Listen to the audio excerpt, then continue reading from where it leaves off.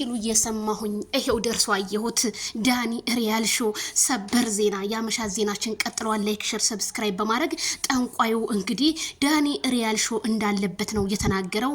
ዳኒ ሪያል ሾው ለቶዬ እንግዲህ የማያነሳው ዳኒ ሪያል ሾው ተባብሮ ይሄን ነገር እያረገ ስለሆነ አንዳንዴ እኮ ጥላቶች ሰዎች ወዳጅ ሆነው ልጠቀምበታሉ እንደሚጎዱ ማወቅ ነበረብህ። ዳኒ ሪያል ሾው እኛ ጀግና እያልን እሱ ግን ይሄው በጠንቋዩ እንግዲህ ታስሯል ማለት ነው። ምክንያቱም ጠንቋዩ እያለ ያለው ከዳኒ ሪያል ሾው ጋር ሆኜ ነው የሰራሁት እያሉ ነው እንግዲህ ግብረ አበሮቹ በሙሉ። ዳኒ ሪያል ሾው እንዴት ይሄን ነገር ልታረግ ቻልክ? ሲጀመር ቲክቶክ ላይ ያ ህዝብ ሁሉ ተጨንቆ ዳኒ ማታ ሲልህ አንተ ግን ጌም ክን የተጫወከው። እኔ እውነቴን የምልህ የኢትዮጵያ ህዝብ እንባ ይፍረድ። በጣም ነው የሚያሳፍረው። በጣም ነው የሚያመው።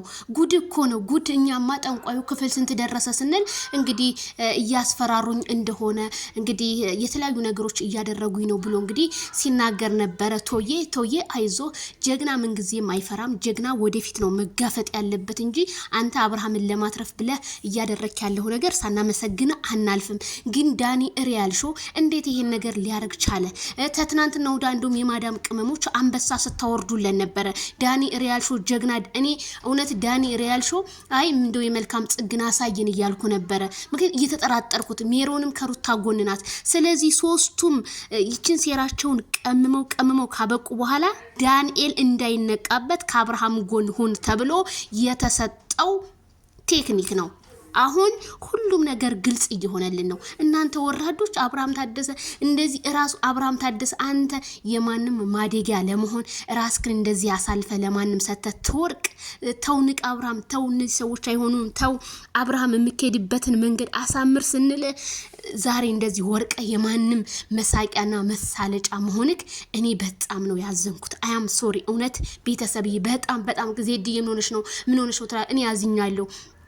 ቅድም ላይቭ እንትን ቻናሌ ተሰርቆ ነው ወይ ዜድዬ ምናምን ያላችሁ ነው። ዋው እንግዲህ ላንገናኝ ልንችል ነው። ፍትህ ለዜድ በሉ ቲክቶክ መንደር። እኔ ስደተታችሁ አይደለው እንዴ?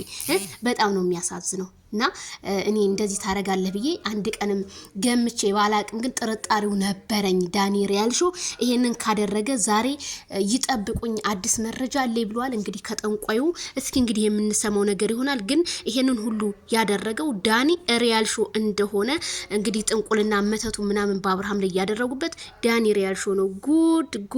ጉድ ይሄ ቪዲዮ ይድረስ።